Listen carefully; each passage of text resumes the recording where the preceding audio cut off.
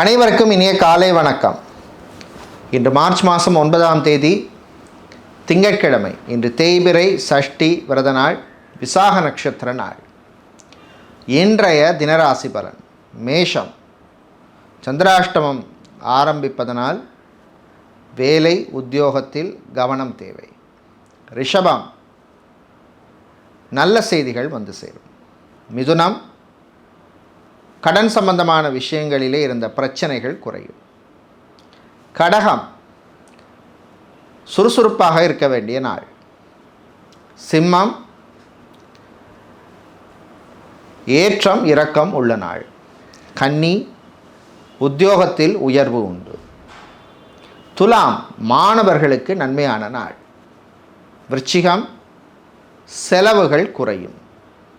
தனுசு, கலைஞர்களுக்கு நன்மை தரும் நாள். மகரம், வியாபாரத்தில் முன்னேற்றம் உண்டு. கும்பம், பயணம் நல்லபடியாக நடக்கும். மீனம், சந்திராஷ்டமம் முடிவதனால் உங்கள் ஆரோக்கிய விஷயத்தில் கவனம் தேவை.